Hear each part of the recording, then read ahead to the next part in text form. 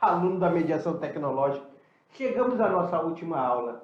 E hoje, essa aula especial, está eu aqui, meu parceiro Lorismar. Né, Loris? Exatamente, aluno. Só deixar registrado que, como se trata da última aula, e isso vem batendo muito, Beto, na questão do Enem desse ano.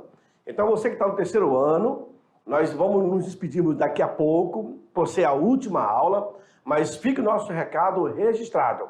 Vocês vão fazer a prova do Enem.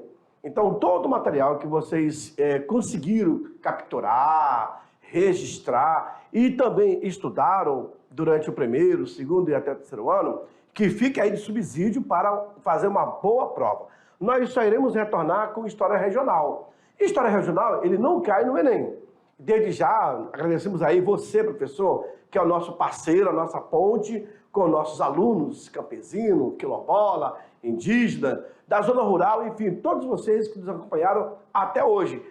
Já tem assim um ar de saudade, né, Beto? Já dá saudade, Lorismar, porque a gente trabalha com o nosso aluno e você frisou bem essa orientação do Enem, as nossas aulas que são preparadas de assunto que caem no Enem, e a gente já fica com saudade do nosso aluno. Ei, nosso aluno, quando nós vamos nos encontrar novamente? Esses dias nós tivemos... Pela vida. Esses dias nós tivemos lá no Rondônia Rural Show, encontramos vários ex-alunos lá trabalhando, sendo empresários e tudo, que já estão no mundo. E eles nos conheceram, né? Na verdade, eles nos conheceram. E nós vamos nos encontrar novamente. Eu, você, o professor Lorismar, o professor presencial que está aí, nós vamos nos encontrar. E chegamos agora à nossa última aula. É a aula de número, na tela para vocês aí, aula de número 52. Eu aqui, professor Beto, e o professor Lorismar aqui, estaremos trabalhando essa aula com vocês. E olha lá o que nós vamos ter nessa aula.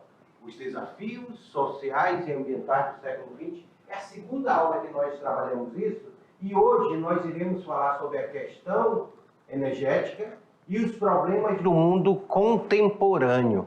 Iremos falar sobre essa questão aí, a questão energética e os problemas desse mundo contemporâneo. E claro, assim mesmo como o professor Lorismar falou com vocês ainda agora, nós temos aí as habilidades para a aula de hoje, que nós trabalhamos em todas as aulas, essas habilidades que são cobradas no Enem. Quais habilidades que vocês terão para a aula de hoje? E a gente já começa aí, Loris, falando sobre esse desafio. Desafio sociais e ambientais do século XX. Olha essa foto. Preste atenção nessa foto. Vamos ter que mudar. Olha, o próprio homem sujando o meio ambiente e o próprio homem pagando pelas consequências, os nossos hábitos aí. E a gente vem no texto aí. Texto inicial. O que tem escrito aí? E olha que ele fala o seguinte, Beto. Volta lá na imagem lá, Beto. Vamos lá. Vamos trocar. Olha só. Ela fala assim, vamos ter que mudar, né? Não mudar de casa. E ele fala, mudar de hábito. Ou seja, esses costumes, mau costume que obtém, que o ser humano tem, né? De jogar o lixo, não cuidar do meio ambiente. Por isso que a nossa aula na verdade, os desafios sociais e também ambientais. Se nós não cuidarmos hoje, como é que vai ser a futura geração? Os nossos filhos, nossos netos, bisnetos, vai ficar bem pior. Na aula passada, Lorismar, tinha uma foto que era relacionada a isso. Tinha uma foto que dizia, era uma foto do Globo, que dizia, você vai jogar o lixo fora? Mas como jogar lixo fora se não existe fora? Se nós todos estamos dentro do mesmo planeta. Verdade, olha que reflexão bacana. E aí que sabe que o Brasil hoje é o segundo maior país no planeta que recicla o seu produto, né? E Porto Velho agora está tendo isso. Muito bom. Eu estava comentando numa aula. Vem pra cá. Vem cá, vamos lá, vem cá comigo. Eu estava comentando numa aula. Cadê o nosso produtor? Aí, garoto. Ele tá bonito hoje, né? Ele ganhou um boné aí, olha lá. Ei, mas eu descobri o nosso aluno Terabyte. Tu vai ver só o que eu vou aprontar com ele hoje. Vamos ver se vamos lá. Então, conversando aí com o Beto, hoje, quando você coloca um lixo na frente da tua casa, na lixeira, já tem uma galera que passa... Catando, fazendo a reciclagem, separando. Pegando a garrafa PET, pegando papelão, pegando ferro, para depois, quando de fato o garim passar, aí acaba levando o grossão. Mas o Porto Velho hoje está tendo vários ambientes que reciclam esse material. Até demais, porque tem gente subindo nos postes e tirando a iluminação, cara. É por isso, Lorismar, que a gente trabalha a questão do lixo seletivo. Selecione o lixo de vocês, separem o lixo de vocês. Separe ali o que é PET, o que é alumínio, o que é orgânico, porque o orgânico também ele serve para fazer compostagem. Então, tem toda uma separação. E olha aí no texto de vocês, a gente já começa aí com esse texto aí, falando o quê? O que o texto nos fala? O crescimento econômico desordenado, pautado na falsa ilusão de desenvolvimento e pelos postulados costumazes da cultura da insaciabilidade, do consumo irresponsável e da exploração predatória dos recursos, eles demarcam na atualidade as relações antropocêntricas de dominação do ser humano sobre a natureza. Olha, e esse texto ele vem complementado com outro aqui, porque o outro ele fala aqui, ó, que a humanidade não usufrui apenas das conquistas, das benesses do desenvolvimento, mas também dos efeitos indesejáveis produzidos por este. Verdade. Com as desigualdades sociais que causam a degradação ambiental, a fragilização do sentimento de coletividade e a alteridade de segurança. Beck que falou isso aí, viu? Nós tiramos isso aí do artigo científico, aonde ele fala essa relação do homem com a natureza tem que ser de forma responsável, né? E Lorismar, é bom nós até lembrarmos que recentemente nós tivemos uma catástrofe em Recife. Uma catástrofe em Recife, nós tivemos aí centenas de mortes. Petrópolis, Recife. Petrópolis. E essas catástrofes sociais, elas estão relacionadas também sobre essa ocupação desordenada das cidades, as pessoas, devido, o texto fala os impactos sobre, ambientais, né? Sobre esse desenvolvimento social, o ser humano jogando lixo e o lixo voltando para ele. O ser humano desmatando e as encostas ficam desprotegidas e depois o barranco desce todo. É verdade. E matam centenas de pessoas. A natureza, ela se vinga. Se vinga tanto que, imagina, vem pra mim aqui, vem pra lá. Aproxima mais aí, produtor. Essa aqui não vou... Aproxima mais aí. A nossa intérprete, a nossa intérprete. Calma. Cadê? Chega mais. Não vai chegar não? Não, tirou minha intérprete, não pode. Eu quero dizer que a nossa última aula vai ser interpretada, rapaz. Olha, só que é o seguinte, coloca ela aí, rapaz, coloca ela aí. Só que é o seguinte, não é qualquer uma intérprete não, a nossa é internacional. Olha, ela tá rindo. E quando ela ri, você não vê o olho, porque fecha tudo. Ela parece eu também, eu rio ou abro o olho. Porque fecha tudo. Então, aluno, vocês estão tendo o privilégio de ter aí a nossa intérprete Aldelina, a nossa amiga, nossa parceira de trabalho. Então, sinto-se privilegiado com a sua presença, né, Beto? Ela só veio hoje, não foi? A Aldelina está aí conosco, porque hoje é uma aula especial. Nós precisávamos fechar com chave de ouro. Só que eu vou pegar o aluno Terabyte. Hoje ele se ferra comigo. Eu descobri o macete dele, tá? E a questão energética, Lourdes, vamos entrar sobre a questão energética. A questão energética é algo que está sendo discutido muito recentemente. O que é geração de energia? Como é gerada essa energia? Vamos lá na tela para vocês, para a gente ver essa questão energética. Acompanha na tela? Olha aí na tela para vocês a questão energética. Na tela. Aí, ó. A questão energética aqui, ó. E aqui nós já detectamos algumas fontes de energias. A energia eólica, a energia de cabeamento aí que transporta essa energia. Olha aí, a energia a gás, o fogo, a energia nuclear. Aí, vários tipos de energias que estão aqui, ó. A solar, que hoje está sendo muito discutida, a energia solar, as hidrelétricas e todo o petróleo, todo tipo de energia que nós precisamos entender isso daí. Os recursos energéticos são o foco dos interesses estatais, gerando disputas geopolíticas desde a primeira Revolução Industrial. Isso é bacana, porque, olha só, isso aí é o Kuwait, Beto.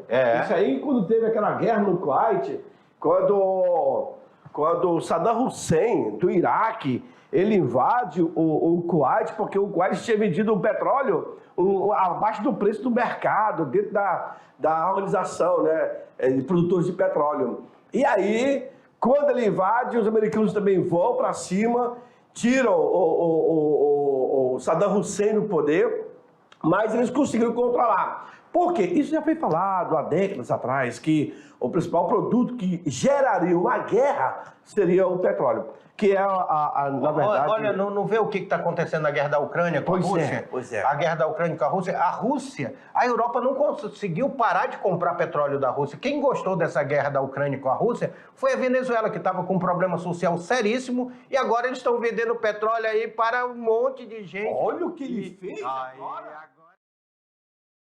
Dia, tudo bem? Olha aqui, oi, nosso intérprete. Presta atenção, olha aí. Nosso intérprete aqui, ó, conosco aqui. Agora, qualquer coisinha, a gente vem aqui e puxa a orelha aqui, Beto. Rapaz, esse nosso produtor é top das galáxias, olha. É bacana. Mas voltando à questão da energética, e realmente isso, a questão do gás. A Europa depende bastante do gás da Rússia. E aí aquela coisa, bloqueia ou não bloqueia? Poxa, mas eu preciso dos caras. Ao mesmo tempo, você fica ali na faca, né? Bem no que da faca? No gume da faca é o quê? Bem na lâmina da faca. Bem na lâmina da faca. Joga na tela, continuamos lá, vamos lá. Mas eu gostei da aproximação, olha. Gostei também. Você é top, você é top. Olha aí, Lourenço. Na segunda metade do século XX, com a expansão do meio urbano industrial, principalmente na América Latina e Sudeste Asiático, e, consequentemente, o crescimento populacional, houve o aumento exponencial da demanda energética. Só que essa demanda energética aí, nós temos, nos últimos anos, a questão energética, ela traz novas discussões. Quais são as novas discussões?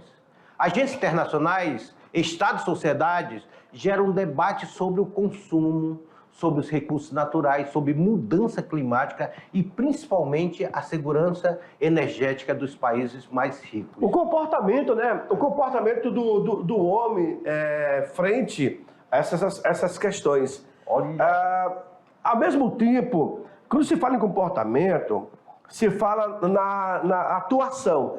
Porque não é você consumir de forma desenfreada ou de qualquer forma, não é bem assim.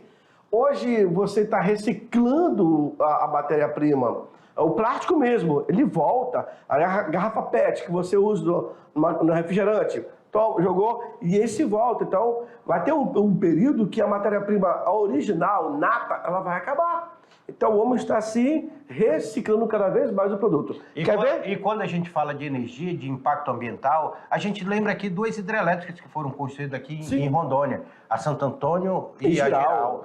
E causou um impacto ambiental, tanto é que eles tiveram que fazer projeto de compensação, de compensações ambientais aí, para diminuir esse impacto que causa. E é o lixo que nós produzimos, esses impactos todos, que é causado. Os aterros sanitários, né, que são feitos.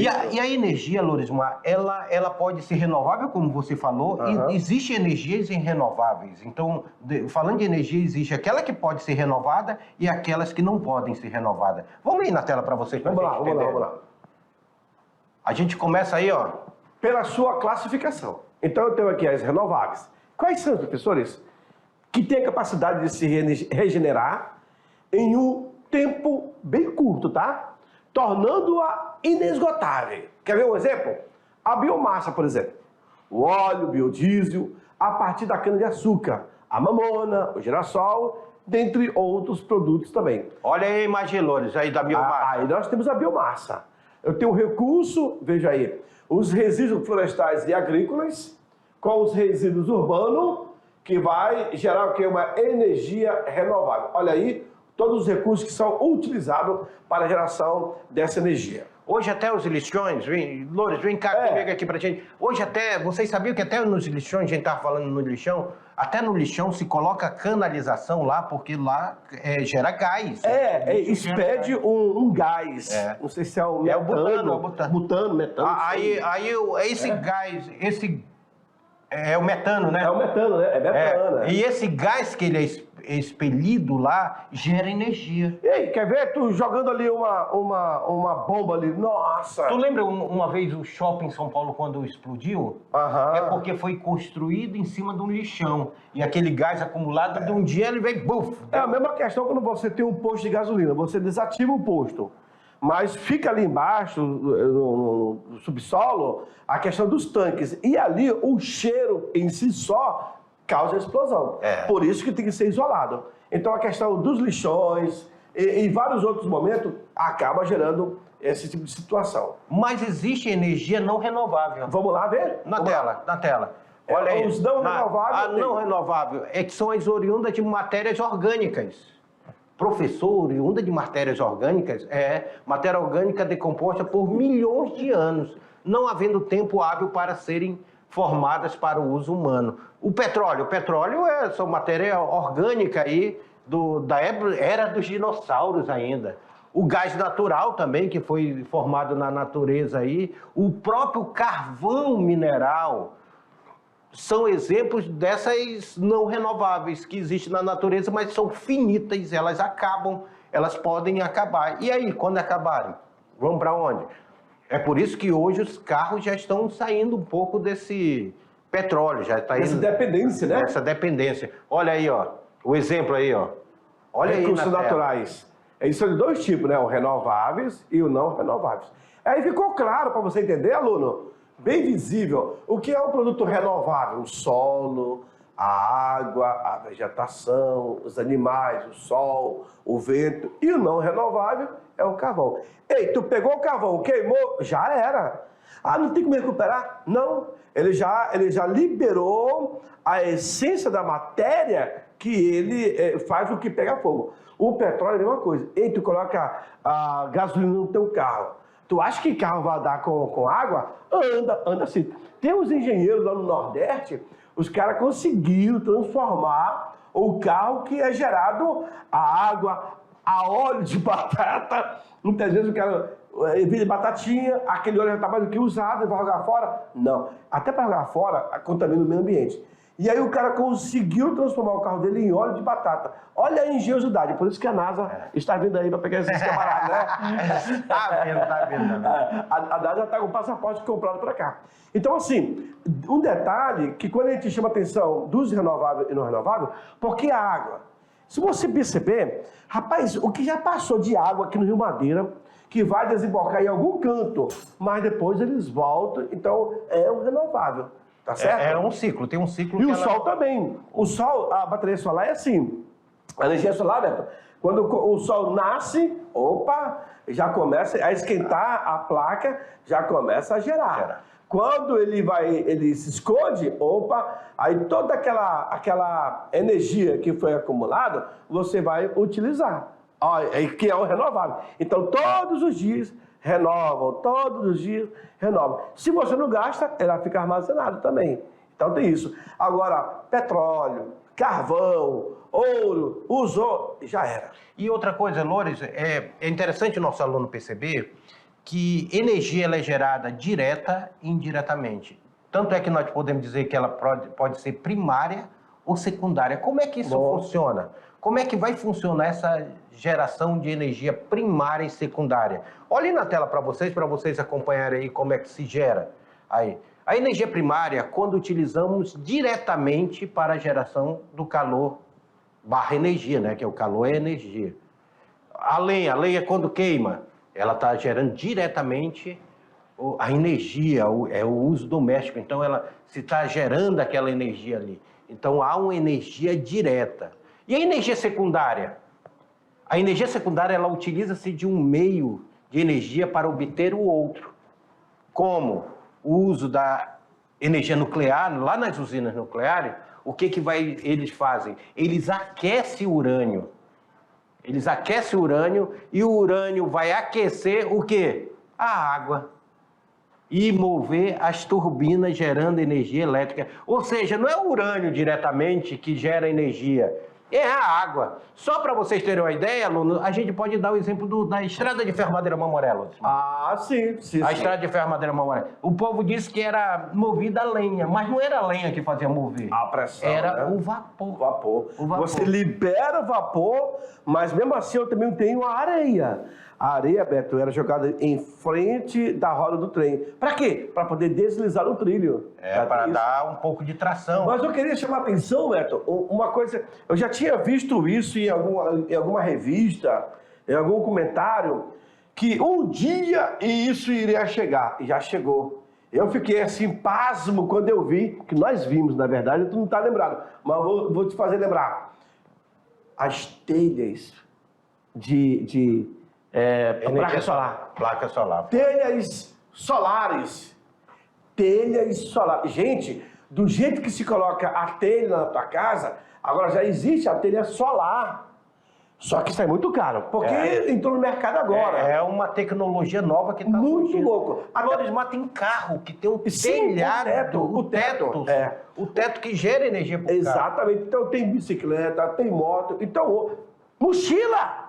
Eu vi na Antônio Rural Show, nós sorteamos uma mochila solar, cara. Tu acredita? Então, assim, o que me chamou a atenção foi, de fato, há muito tempo eu tinha visto isso, um dia as casas serão baseadas. Os caras estão querendo taxar o sol. Será que é por isso que nós temos a menina do sol nascente? Ah, sim, a japonesa, né? Tá. Mas ela fala que ela é boliviana, não sei. Agora eu não sei mais. Olha aí, ó. Então nós temos aí, olha na tela para vocês aí. Nós temos ainda na tela para vocês as energias convencionais. São energias à base... São energia base da sociedade contemporânea, que é o petróleo. Essa daqui é a energia convencional, que a gente usa mais. O gás nós usamos muito, o gás de cozinha. Fazer um cafezinho, né? Que nós conhecemos mais aí o gás de cozinha, mas ele é utilizado na indústria também, é utilizado para os táxis do Rio de Janeiro, a maioria deles são a gás. O carvão é utilizado muito, só que não é aquele carvão de churrasqueira não, é o carvão mineral. E a hidroelétrica aqui em Rondônia nós temos quantas, alunos? Uma? Duas, três? Quantas, alunos? O carvão da churrasqueira é o vegetal. É, o vegetal, né? O mineral é que vai gerar essa energia. Aqui em Rondônia nós temos 3 hidrelétricas. Nós temos a de Samuel, grande tem 4. Até a minha. Nós temos a de Samuel, nós temos de Santo Antônio, tem Antônio. E tem as pequenas hidrelétricas também, aí espalhadas pelo estado. Tem as pequenas hidrelétricas. E energia alternativa? O que é energia alternativa, Lô? Ela constitui uma alternativa ao modelo energético. Já está falando, né? A alternativa para o modelo energético, decorrente dos últimos 2 séculos. Bem aí, ó. Mas a transformação foi latente, né? Sua introdução, ela diversifica a matriz de energia dos países, aumentando sua segurança e seu desenvolvimento econômico e também ambiental. Aí, por isso que se chama energia alternativa. Vamos dar um exemplo lá na figura? Olha aí. Por exemplo, eu tenho o solar, a eólica, a geotérmica e a meromotriz. Aí tu percebe assim, ó, a geotérmica, a questão lá dos vulcões, não é isso? Não, é das fábricas. Dos vulcões. É vulcão mesmo? A geotérmica. É pela quentura ali que é gerada aí nos vulcões. O solar é através dos raios do sol, né? A energia solar, ela que está sendo mais popular agora. Ela está sendo utilizada muito nas residências.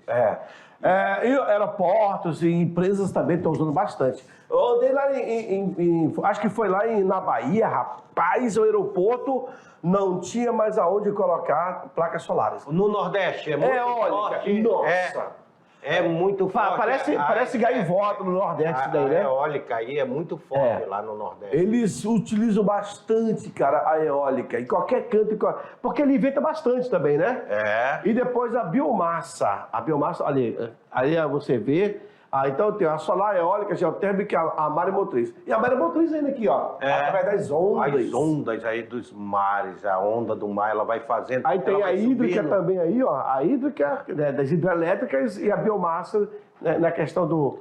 Vamos lá. Lorismar, nós vamos chegar a um determinado momento que muitas guerras que aconteceram não vão mais acontecer. Porque muitas guerras, principalmente o Oriente Médio, quando a gente pega aquele problema do Oriente Médio, grande parte das guerras que aconteceram no Oriente Médio é por causa do petróleo. Isso. Vai chegar um determinado momento que o ser humano ele não vai precisar utilizar o petróleo, porque vão ter vários outros tipos de fontes de energias alternativas.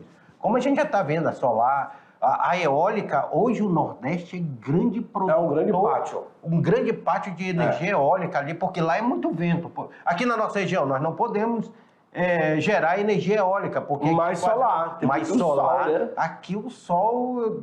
Esses dias tinha um sol para cada uma pessoa aqui. É, verdade. Tão quente que estava. E um detalhe interessante, a questão do petróleo no Oriente Médio, Beto, basicamente eles têm ali de 65% a 70% de toda a reserva mundial.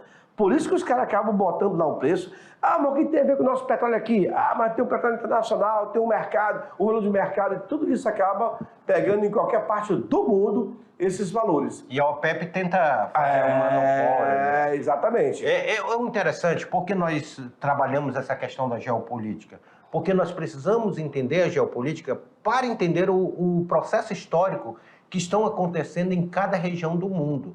Essa guerra da Ucrânia é uma guerra que ainda a gente ainda não faz uma análise histórica, mas a geopolítica que se forma lá é algo que vai depois, os historiadores eles vão entender, buscar entender o que estava por trás dessa guerra.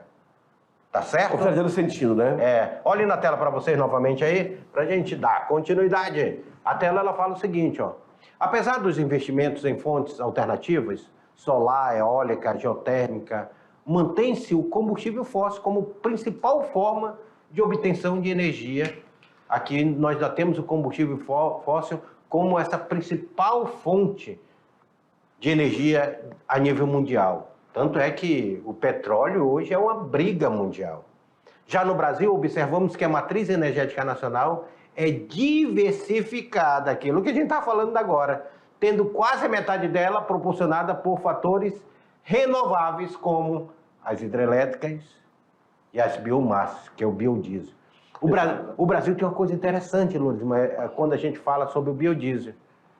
Por quê? O biodiesel, nós temos aí, vem cá comigo, aluno, nós temos no biodiesel, nós temos a questão da produção do biodiesel através da cana, através da mamona, através da soja, através do milho. São produtos que nós temos aí na nossa agricultura que eles produzem o biodiesel. O biodiesel ele é muito presente hoje dentro do Brasil. O Brasil está investindo muito também em energia solar. Hoje nós temos energia solar para tudo quanto é canto.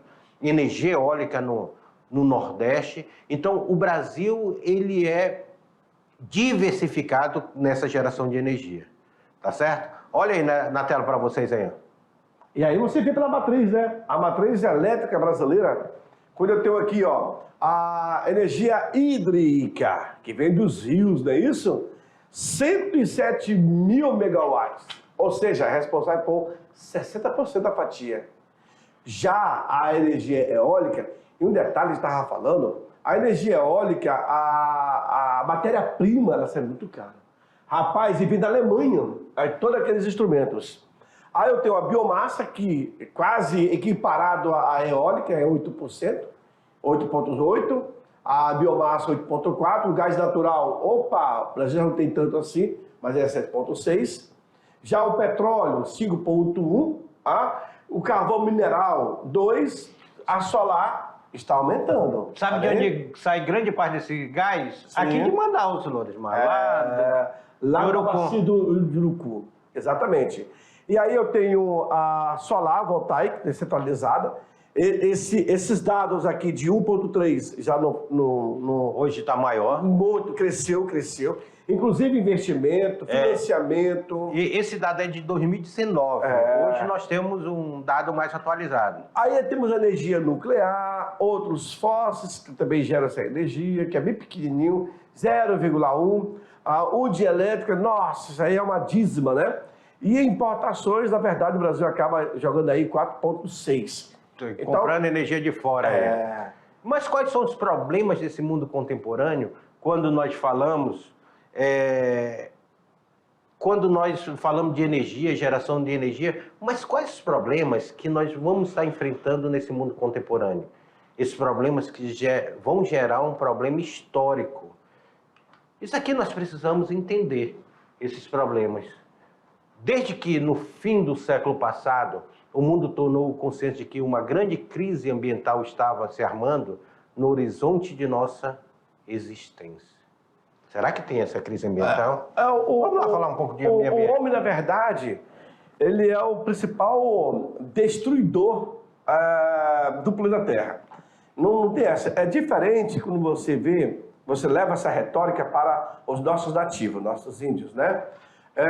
O cara tem ali a sua roça, ele tem o seu pescado, ele vai consumir o necessário. Ele consegue conviver com a natureza de forma sustentável. O homem branco, o homem capitalista, ele vai ver assim, nossa, que lugar bonito, ele vai querer explorar. Vai fazer um parque, vai fazer um resort, vai começar a fazer um pesque pague, e aí pensar que não, ganha dinheiro, ganha. Mas a mentalidade do homem capitalista, do homem branco, é ter o máximo possível. O nativo não. Ele quer sobreviver. Ele quer viver na paz, na tranquilidade. E aí você vê as duas menções, né? O que cada pensamento acaba analisando. O homem da cidade, o homem do campo, e com isso não entra no consenso. Do que adianta a pequena minoria conservar, manter o meio ambiente, se a grande maioria não está nem aí? Lorismar, tinha um filme antigo, os alunos não vão lembrar porque eu acho que é mais velho que vocês, chamado Matrix. Tem agora o novo, que surgiu agora e tudo que vocês lembram que surgiu ano passado. Mas no filme Matrix tem um diálogo com o Feu lá que ele fala o seguinte, ele diz que o ser humano é como se fosse um vírus, ele compara o ser humano com o vírus, que ele se reproduz rápido, ele chega num meio ambiente, ele consome tudo quanto é recurso natural que está à sua volta. Depois que ele destruiu tudo aqui, ele parte para outro meio ambiente. E destrói lá também. É uma analogia bem forte e faz sentido. Pior que faz sentido. O ser humano, eu costumo por dizer... isso que nós precisamos consumir, mas nós temos que ter o consumo consciente. Eu costumo dizer, Beto, que o pior elemento do planeta é o homem, cara. É complicado, muito, muito complicado. Joga na tela, vamos lá? Na tela aí, dando continuidade aí, ó. Olha que imagem bonita. Não sei se isso é verdade, mas ela parece ser dois pulmões, né? Aí se fala aquela ideia que a Amazônia seria o pulmão do mundo. Isso é errado. Não existe. Há muito tempo. Às vezes você ouve o colega, não. Na verdade, quem mais produz oxigênio são as algas. Isso já está comprovado cientificamente. No passado, eu estava dando exemplo para eles, Loures, que a Amazônia ela é muito importante para ela atrair as chuvas. É a Amazônia que ela que atrai a chuva. Aí a chuva vem aqui, ela desce, depois ela dá seguimento, ela bate na Cordilheira dos Andes e ela vai abastecendo com choque quente, né? Até o sudeste, o sul e o sudeste do Brasil, são chuvas que passam por aqui, que são chamados, na geografia, tem um geógrafo que ele faz um estudo chamado rios voadores. E a Amazônia, ela é importante para isso. Se nós perdermos a Amazônia, se nós olharmos na mesma faixa onde está a Amazônia, lá na África tem um deserto do Saara. Na mesma faixa. Aqui onde passa a Amazônia tem um deserto do Saara. Se nós perdermos a floresta, nós corremos o risco de virar um deserto. Por quê? Porque não vai ser atraído mais essa chuva. E uma vegetação sem chuva, né? E uma vegetação sem chuva não existe. Então, corre esse risco. Eu estava lendo um artigo muito interessante sobre isso esses dias, que é a questão dos rios voadores. Bom, né, então? E a gente fala sobre esse pulmão porque ela produz oxigênio, quem produz mais oxigênio são as algas do mar, mas ela tem esse papel. Eu até comentei com uma bióloga que acabou de entrar em nosso estúdio, dizendo... Eu comentei com uma bióloga que lá no Rio de Janeiro, no interior, no litoral, lá em Rio das Ostras, os caras descobriram uma planta que ela faz fotossíntese 24 horas. Porque a planta ela tem um período de fazer essa fotossíntese. E os caras estavam estudando, pesquisadores de fora. E assim, é uma revolução na ciência. Geralmente ela precisa do sol para fazer o Exato. Até à noite ela pratica fotossíntese. É incrível. Interessante. E isso que é legal, a ciência, essas descobertas, essas buscas. Mas... O legal é a nossa aula interdisciplinar, que a gente mexe com biologia, geografia, história, sociologia, filosofia. Os biólogos não gostam, não. A gente coloca tudo aqui na nossa aula aqui. Isso é interdisciplinaridade, Lorismar. Porque... Não, e eu costumo dizer que é uma aula de história internacional, não é qualquer um que tem... Olha lá na tela para vocês aí. Na tela pra... Olha que o tempo está passando, tá, bichinho? Alguma dessas ações globais, por exemplo, foram as conferências das Nações Unidas em Estocolmo em 1972, no Rio em 1992 e em Joanesburgo em 2002 aí, ó. Acontecendo aí essas conferências aí para tratar sobre o clima, para tratar a Rio 20, foi muito interessante, foi muito disputada aí a foto oficial aí da conferência.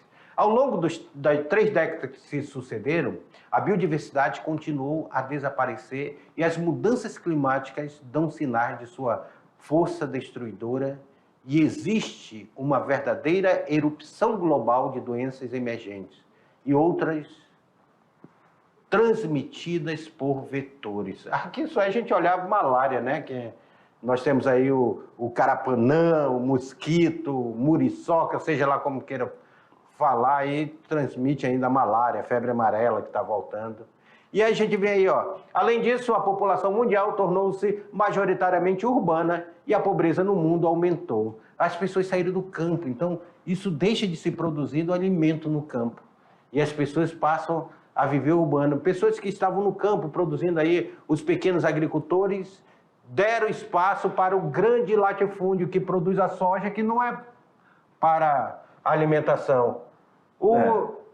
E olha essa imagem aí, Lorismar. Ela é impactante. Quando você pode jogar essa imagem para nós, ampliando? Para a gente falar um pouco sobre ela aqui? Essa imagem... Coloca ela eu na frente dela não. Coloque ela no nosso quadro lá atrás. Nosso quadro da independência. Não. Cadê? Vamos ver. Rapaz, o nosso... Rapaz, ele só não faz chover dinheiro, mas o resto ele consegue. Tá. Ok? Não. Olha só, essa imagem aí você consegue ver, Beto, mais nos grandes centros. Infelizmente, as pessoas procuram sobreviver. Está catando... Isso aí, mas daí são pessoas que estão trabalhando com reciclagem. Se nós observarmos, vem aqui comigo aqui, se nós observarmos bem essa imagem, alunos, olha aqui, essa imagem aqui, ela tem a questão das pessoas tiram o papelão é muito reciclado lá para fora. Sim, o papelão, o plástico, e eles estão buscando de tudo. Olha o caminhão lá lotado. Até o ferro hoje, que era descartado. É caríssimo. Infelizmente, quem sofreu muito foi a estrada de ferro Madeira Mamoré, que tiveram naquela época já se tinha essa mentalidade de levar. E não hoje, estão roubando lá os trilhos, estão roubando maquinário antigo da estrada de ferro. As rodas, né, do trem. Vamos lá, para a próxima aí. Agora, para a próxima ele volta para nós. Joga na tela, olha aí. Chega lá. Vai lá. Então, essas são, em verdade, apenas algumas consequências das graves alterações que o ser humano tem provocado em nosso planeta. Sabe disso, né, aluno? Muitas outras se sucedem e as correções precisam acontecer mais rápido que a maior urgência recomenda, viu? Mas não só os governos ou a ONU tomaram consciência da necessidade de mudanças de forma urgente nos nossos paradigmas de desenvolvimento. Aí tem as organizações não governamentais também. As ONGs participaram do processo, no princípio cobrando mudanças por parte das empresas e governo. Depois de 1992, elas mais e mais se engajaram no esforço mundial pela sustentabilidade. E para afindar, nós temos hoje muitas ONGs. A maioria dos governos e um grande número de companhias veem claramente que os assuntos ambientais estão intimamente ligados aos assuntos sociais e também econômicos. E que da sua ação depende o futuro de nosso planeta. E aí, Loures, vem cá conosco aqui. E aí é onde a gente observa a necessidade de uma produção sustentável. E falando em produção sustentável... Acabou. Acabou, Lorismar. E a gente... O terceiro ano, a próxima aula nossa só será de revisão. Porque... E não sai daí não. É daqui a pouco. Daqui a pouquinho nós teremos uma revisão. Nós teremos a revisão e a atividade. E a nossa aula está chegando ao fim. Tchau, tchau. Um abraço.